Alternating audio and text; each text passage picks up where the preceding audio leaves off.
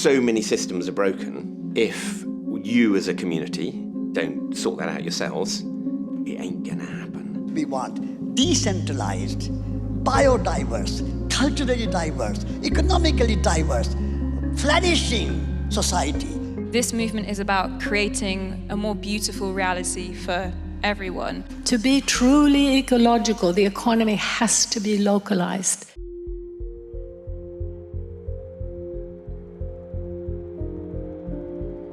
Humanity is at a crossroads.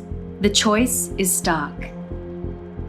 Either we continue to deny reality and face inevitable ecological and social collapse, or we join the countless numbers of people on every continent who are forging a very different path.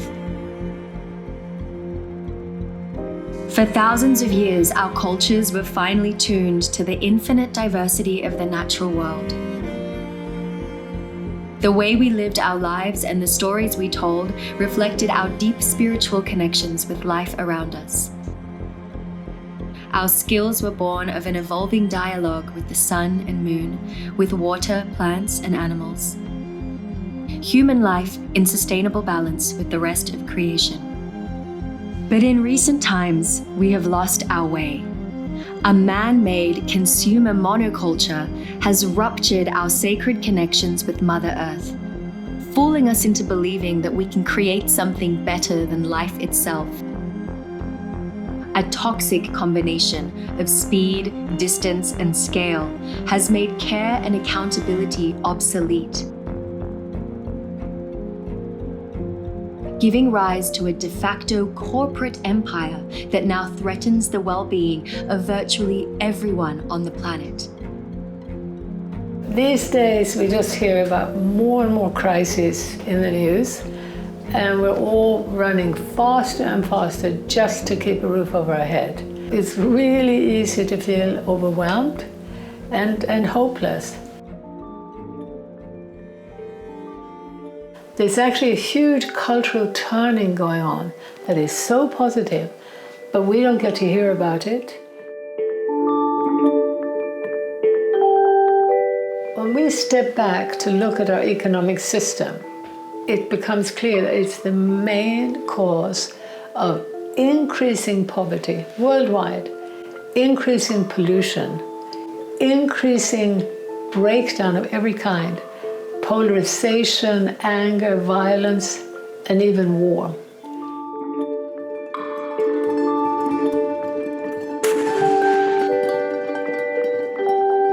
And we need to look at the fact that from the outset, the modern economy was actually created by global traders. And they started extracting wealth by driving people away from the land and away from producing things for their own needs to producing for the traders. We're at a remarkable time in history right now. There's no question about it. We're standing on the precipice.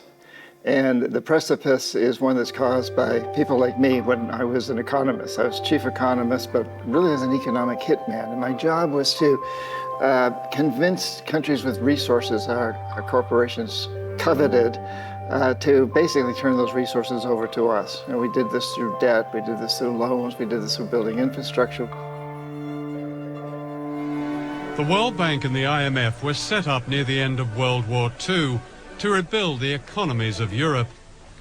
Later they began offering loans to poor countries, but only if they privatized their economies and allowed Western corporations free access to their raw materials and markets.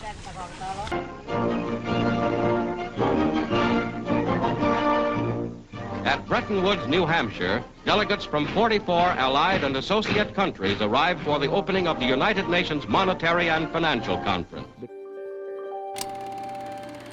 Since the Second World War, the grip of the global financial institutions has only intensified. In the name of free trade, governments on both left and right have handed over more and more wealth and power to multinational banks and corporations. They have promoted the concept of a free and fair market, while actually using taxes, subsidies, and regulations to favor global monopolies. in the process destroying the rich fabric of smaller, place-based economies all around the world.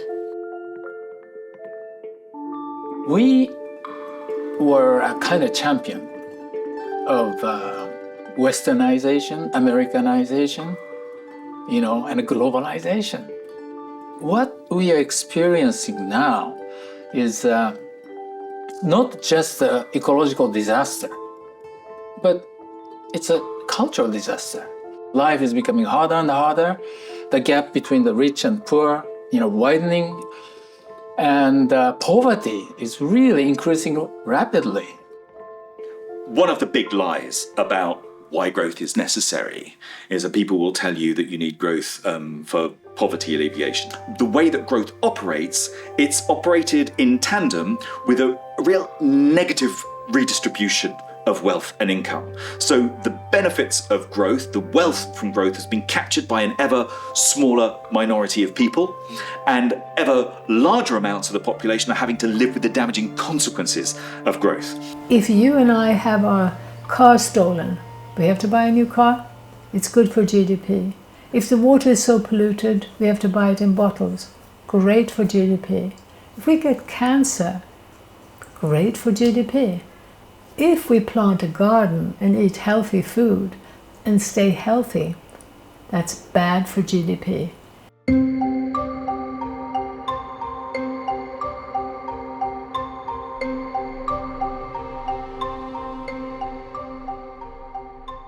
End goal of human life has become economic growth. And economic growth means more production, more consumption. So nature has become a resource for the economy. The path of limitless power and profits began with colonialism. And today, there's only one future on that path. That future is extinction. That future is collapse of the Earth systems, collapse of societies, collapse of relationships. A huge problem are our free trade agreements. So let's say it costs $10 to produce a bushel of corn in the United States, and the small farmer in Guatemala can do it for $5. But so the small farmer has to sell it for $6 to make any profit, and the American corporation is making it for $10, but getting a subsidy of $6, so they can sell it for $5 and still make $1 profit in Guatemala. And so the Guatemalan farmer can't compete, even though he's producing it much cheaper, because the United States has subsidies which are allowed under these free trade agreements. Tariffs are not allowed. So Guatemala can't impose tariffs, and they're not a wealthy enough country to subsidize their farmers. So the poor farmer, the campesino, the small farmer, goes out of business. And what does he do? He has a couple of choices. He can go to work for a big American sweatshop, or migrate to the United States. And it's not just the small farmer. If the small farmer goes out of business, the local markets go out of business, the local shops go out of business, everything that supports the farmer and everything that he sells to, it's a spiraling thing. Spain is the main producer of oranges in the world. And last year, in Spain, we consume more oranges coming from South Africa. Spanish oranges are coming to the UK, are going to Germany, are going to Norway, and South African oranges are coming to Spain. This is not a consequence of any natural law. This is a consequence of all the international global policies, trade agreements. It's a nonsense, because if we try to stop climate change, if we try to get equality, this is something that shouldn't happen. Today, the ingredients in an average meal travel 1,500 miles from farm to plate. In fact, nearly everything we consume traverses the world.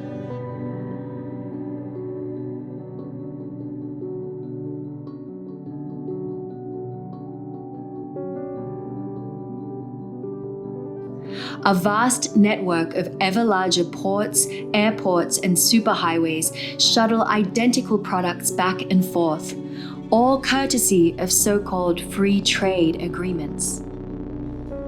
Agreements such as NAFTA and GATT gave rise to the dangerously volatile mix of a deregulated global financial market and digital technology.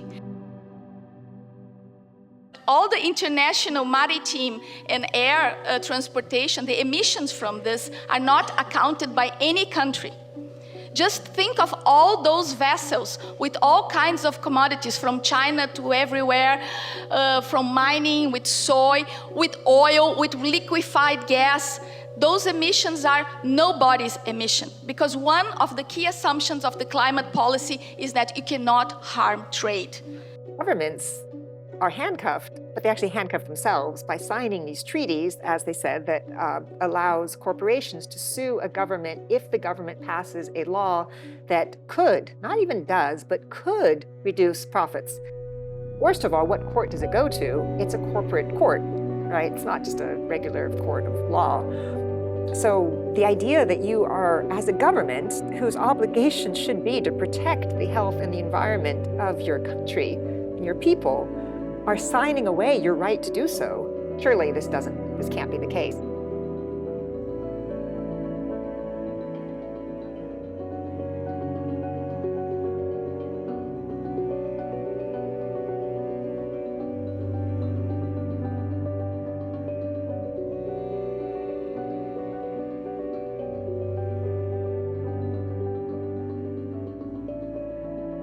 What happens with global trade is that often that best agricultural resource is being used to produce luxury commodity crops to feed other spaces. And those export crops often take away the resources from local communities that they need to be able to feed their own populations. It's a myth that countries across the global south need to have export markets in order to have economic development in their countries. What would be a better economic development model is to try and think about food sovereignty, and that the best agricultural resource in countries is there for countries to be able to produce food for themselves, and helping enable access to the land for small-scale farmers to be able to feed their local communities and to support their domestic food economies.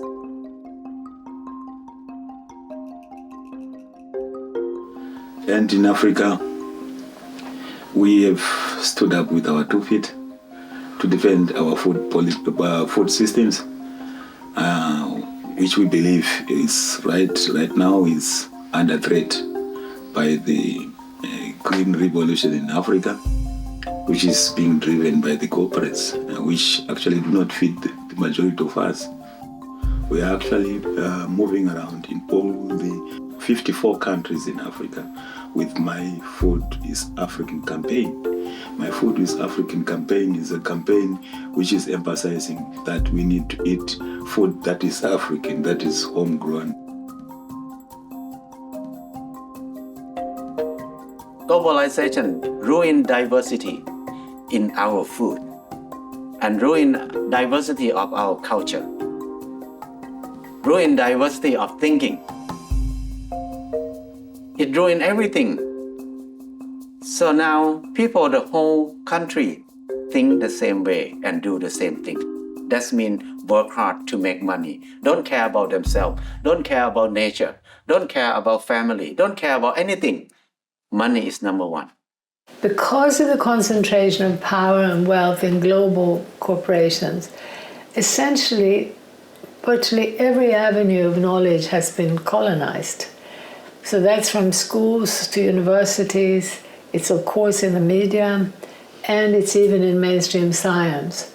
So what we're seeing there is a narrative that ultimately supports profit for the few, not humanity or life itself. This colonization of the mind, this mind pollution, has taken many forms. Among other things, it still promotes this romanticized idea of an amazing, successful, happy consumer culture in the West. And it's being pushed on rural people around the world to make them feel backward and stupid. Right, I'd climbed all the towers that were promised to be highways to heaven, and they didn't lead to anywhere promising. And it was from those heights I started to notice the losses I had experienced, but couldn't even name at that point. See, to be educated where I come from is to be educated out of context. It's to be teased away from contextuality. It's to be decontextualized. So there was hardly any awareness of my language, my stories, the stories of my people. There's a saying, the white teacher who brought the pencil also brought the eraser. And so what's being erased? So we're told, as I said, our grandparents don't exist anymore. We're told that our territories, our lands don't matter. We're told that our hands and our bodies don't matter. We're told that our ancestors don't matter. The dominant education system is designed to destroy our connection to self and to place and to community. Education has just created me as a part of the system, like an agent for the system, and hasn't taught me social innovation and how to change the system and make the system better, or it just shows you how to maintain something that creates privilege for few. I think we are waking up when we start working and we see that our work is not making any difference in the world. Like if I was working in marketing and creating advertisements for big companies, and I was like, why am I doing that? Why am I using my life to make more money for people who are already billionaires? We are dehumanized, basically, without knowing it, without seeing it, because it is the way we grow up.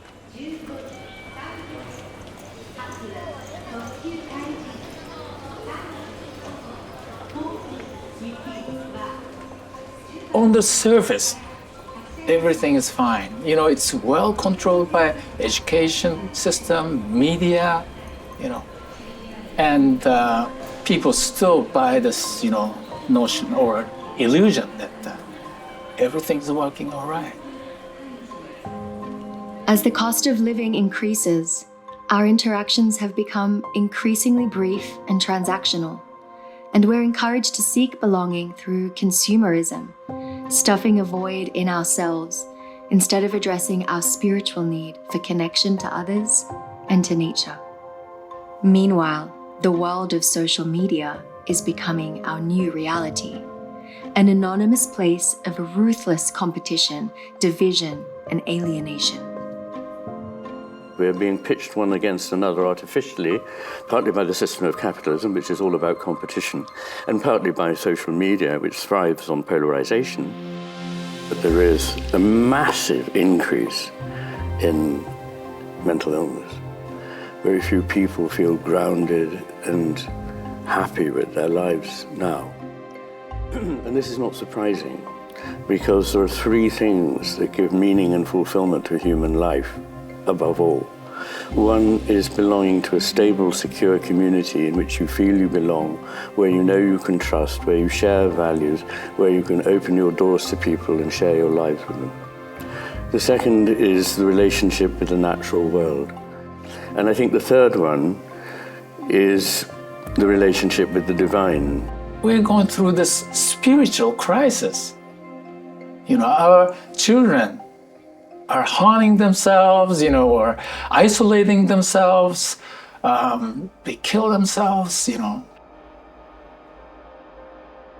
In my world, this pandemic of depression and increasing suicide rates among young people globally is almost like an expected outcome of the global economy and the fragmentation that we're experiencing within psychiatry and within mental health.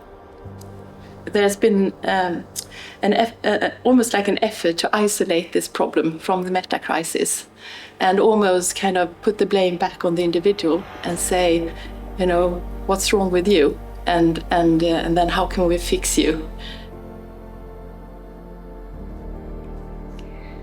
We are told that our struggles are solely our own, that we are individually responsible not only for our own problems, but also for the problems of the world.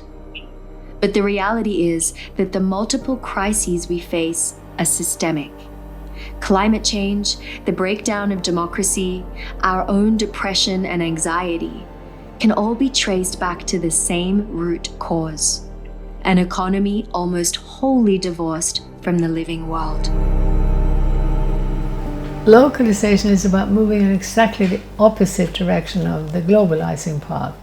It's a process of rebuilding the systems of human interdependence and community, and our interdependence with the living world on which we depend.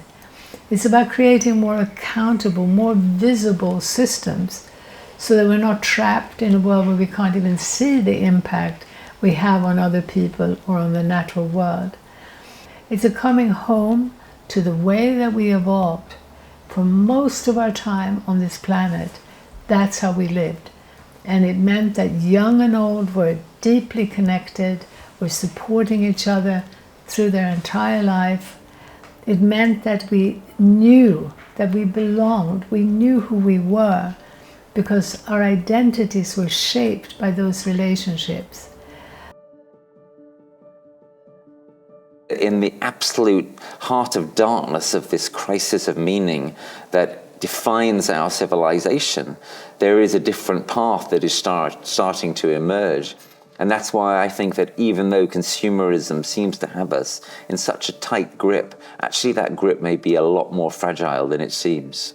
What if we could turn to our neighborhoods? What if we could have and develop and cultivate intelligences that are immediate and intimate? What if we didn't have to depend on Coca-Cola or some other giant corporate formation in order to have bread or to have drink or to make merry or to meet ourselves for the first time? There is this deep yearning, the deep longing for connection to community, to come out of our isolated homes into a place where we feel like we belong. If we go further back into understanding how to be in the flow of the cycles of time, the natural cycles of nature, then we may have true progress as opposed to this artificial progress, which is progress towards destruction. If enough of us actually feel into these values we're talking about of deep connectedness, and in addition to really orienting our own lives towards doing what we know is needed, like locally and together and in our communities, also making bridges, looking at what others are doing around us and amplifying the work of others. So as a coherent, cohesive global network of change, we might develop enough power to make that transformation happen in time. Well, I mean, what is localization really about? It's about increasing the density and the complexity and the richness of local connections, with people and places and beings, plants, animals, water, air, like all of the things that create a place. We all need to be rooted in a place. So our economy has to be rooted in a place. Our politics has to be rooted in a place. If we are changing the systems of our basic needs, meaning that if we change the way we produce and consume and distribute things like our food, but also energy, also transport, doing that, we can develop pathways towards much more healthier and fair communities and through that society. If we want to create a better future, we need to first remember our past. We are not a cancer on the planet. We have the potential to be a regenerative keystone species, as was said. And the truth is, none of us would be here if, for the long arch of our journey as a species, we had not been gardeners and careful tenders of the ecosystems and the bioregions that brought us forth. La relocalización es el camino en el cual nos tenemos que dirigir todos a nivel mundial, que eso es lo que está pasando, es la respuesta a la crisis de un sistema político, económico que no funciona. La relocalización es una respuesta que se está dando en todo el mundo, en muchas regiones campesinas, indígenas, urbanas, en muchos lugares.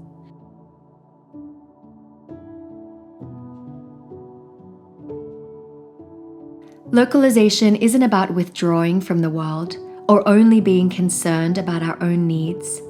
On the contrary, it's about genuine democracy, prosperity and well-being for the entire global population.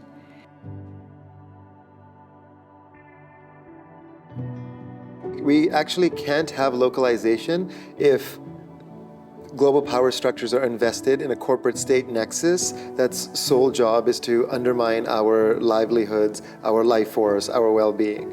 And so we have to organize to change global polity, global superstructures, and we have to live the lives that matter to us in ways that are in symbiosis with the living world in a place-based way. We need welcoming communities. We need responsive relationships and mentors throughout our lives.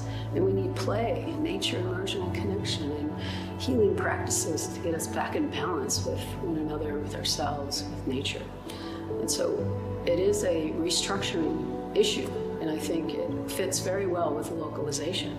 Once people wake up to the fact that in the name of growth, we're all poorer, we're going to have a very powerful movement that will insist that we no longer measure progress through GDP, that will insist that we now start regulating and taxing the global corporations.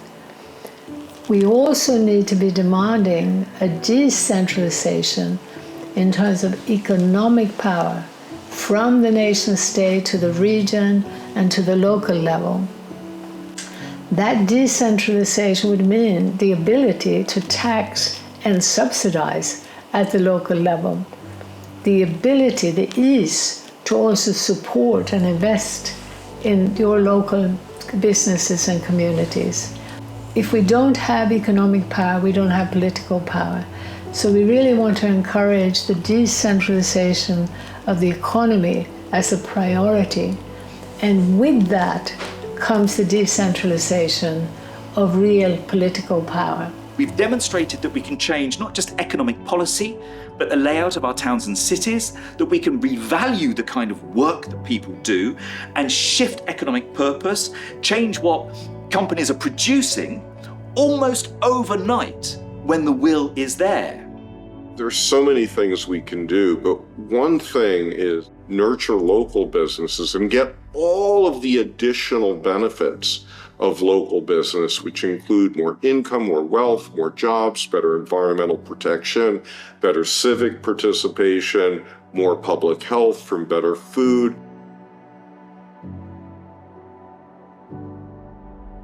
Wherever you go, it can be in a small city, little town, village, big neighborhood, everywhere you can find alternatives happening. Or it can be something small, it can be something bigger, but there's always people trying to transform the place where they live. For me, that's something powerful. That's something that often when you are in your own little project, you feel lonely, you feel alone. And I think it's very important to understand that we are many. There is so much happening. Everywhere you go, there is so much happening. You never read those stories in the papers, you never see them on TV, but they're all out there. We need to start modeling the changes that we need to see at the community scale, at the local level. We need to be looking at local economies as the foundation for this, making those economies more diverse, more resilient, and increasing community ownership and democracy. We should feel so blessed to be alive at this time because we have a tremendous opportunity to really change things, to do something that's never been done in history. There have been a lot of empires that have collapsed. All of them have collapsed, and this one's collapsing, but we have an opportunity to turn not this empire, but to turn our vision of the world that creates empires at all into a very different vision. We have to now commit ourselves, no matter who we are, across our diversities, across the world, to another future. People say, well, what can I do? I feel so helpless. Here am I, this small person, and there's this vast earth, and then there's an infinitely vaster cosmos, which means that none of this means anything. In fact, if you see with a different eye, you see not only that it does very much mean something and that we're connected to it, but also that our role is not so insignificant. We still have a lot of wealth, real wealth, is still existing in us. And I think that's what the localization movement is trying to remind us of, is we're not poor, backwards, stupid, alone like the dominant system would like us to think we are. We still have a lot of power. We humans need to be mirrored, and we need to have other people who live by example, who can provide this experience. And that's why this localization movement is so extremely important at this time point, especially to provide, living examples of places and ways of being that will make our deep memory kind of, whoa, I remember now who I am. We're trying to listen and hear, differently, and hear into the corners that we've not been able to, in order to figure out, ways of creating a future that is repaired from the destructions of modernity. We can all do something in our own way to create more local power, more local economy, and have fun doing it. I think we're going to see some quite big economic alignments, realignments. I think we're going to see a lot of re-energized local political networks and political action. And we're particularly seeing that with local assemblies and, people who would never have considered activism suddenly getting involved across the UK in this country's experience anyway. The idea that the world is still yet to come, that colonization hasn't stabilized or frozen everything into stable categories, that the world is open and emergent and poetic and promiscuous. That is the most hopeful thing. Through community initiatives and deeper dialogue globally, a movement is emerging that has the potential to shape the future we want. One in which business and technology serve the needs of the many, rather than the profits of the few.